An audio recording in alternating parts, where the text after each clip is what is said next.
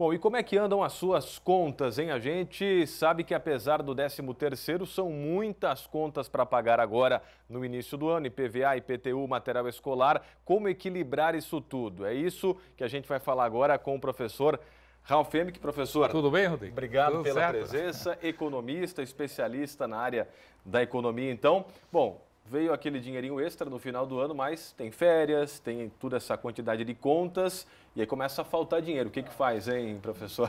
Bem, depois assim, do Natal, Ano Novo, recesso de férias, né? Muitos tiraram férias nesse momento, né? As contas começam a chegar em janeiro. E aí, realmente, muitos se perdem justamente porque tem aquele reforço do 13º, para quem é assalariado.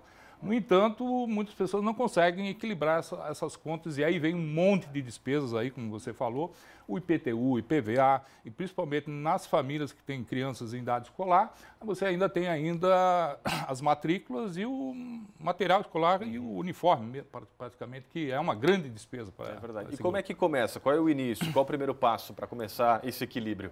Primeiro é o orçamento, que a gente sempre fala, nós temos que ter uma reserva financeira praticamente de uns 20% em relação à renda, que a gente deve formar durante o ano justamente para aproveitar os descontos, né? Que é uma coisa que as pessoas muito perguntam quando vão fazer as comparações, se você vai parcelar, por exemplo, o imposto, como é o IPTU, ou vai pagar em uma parcela única, né? Então, paga à vista ou parcelado? Isso. Então, por exemplo, a maioria dos municípios, como é um imposto municipal, oferece descontos variados, né? Vamos dizer aqui o caso de Blumenau, que é onde estamos gravando essa entrevista, é 5%. O que esse 5% representa ao longo de um parcelamento durante o ano? Uma taxa final de em torno de 11,11% no ano, em 11 parcelas. Isso é vantajoso. Então tem municípios que oferecem até mais, 7%, 10%. No caso de PVA, infelizmente, que é um imposto estadual, nós temos o estado do Amazonas, que está oferecendo um desconto de 30% na parcela única, o que é muito bom. No caso de Santa Catarina, nós não temos nenhum desconto. Então vale a pena pode pagar parcelado. Pagar parcelado no caso de Santa Catarina. Então é uma política em que, dependendo da entidade, né, que cobra esse tributo, né, ou a esfera do município, o estado, você pode ter diferentes vantagens nesse sentido.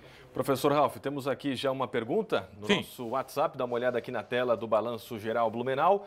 Da Carla, que aparece aqui, deve ser o filhinho dela na foto aqui. Fiz um empréstimo consignado e agora fui demitida. A empresa desconta o valor do empréstimo ou eu continuo pagando as parcelas direto para o banco?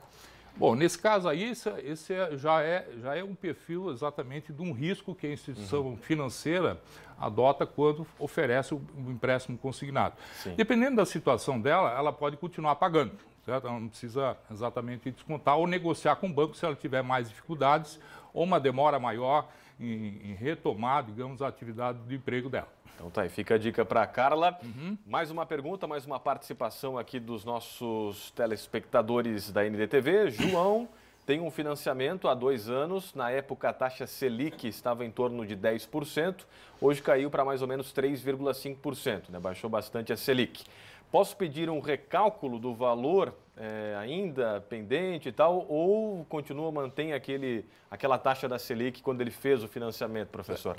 Por exemplo, nesse caso aqui, em se tratando de uma taxa fixa, né, realmente a taxa Selic estava superior ao que nós encontramos hoje, ele pode fazer uma tentativa de negociação. Dificilmente ele vai conseguir, digamos, negociar caso as parcelas, né, realmente não estejam atrasadas nesse sentido.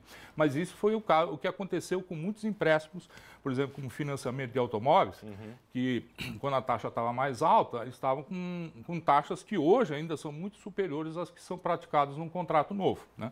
Então, nesse caso aí, a instituição vai normalmente resistir numa negociação, mas é uma tentativa dele, né? O banco não quer perder dinheiro, O banco não quer perder dinheiro e aí ele vai tentar manter a taxa fixa que 99%, por exemplo, dos tomadores, eles normalmente fazem contratos com taxa fixa. Tá bom, vamos ver mais aqui uma pergunta, acho que é a última já dessa entrevista com o professor Ralf. Vale a pena usar o FGTS para financiamento no caso de faltar ainda 20 anos para pagamento? A Dani pergunta, eu já emendo aqui, né, se realmente vale quitar até, né? Esse é justamente o questionamento. E tem muita gente que está assistindo agora que tem essa situação, que tem ali um dinheiro do fundo de garantia e quer pagar as parcelas as lá de trás, as últimas, vale a pena, professor? Com certeza. Se ela tiver esse recurso, ela deve fazer essa quitação, porque ela vai conseguir um abatimento muito grande. Além do que existe uma grande injustiça na remuneração do que está depositado no Fundo de Garantia de Tempo de Serviço,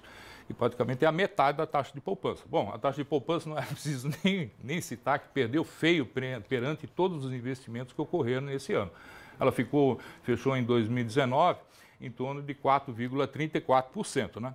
Então, muitas aplicações de renda fixa renderam mais do que isso, né? E o FGTS renumera menos que isso. Então, se ela tiver essa opção, ela deve fazer isso. Professor, obrigado pela presença e por tirar essas dúvidas aqui de algumas pessoas, que com certeza vai ajudar muita gente. Obrigado.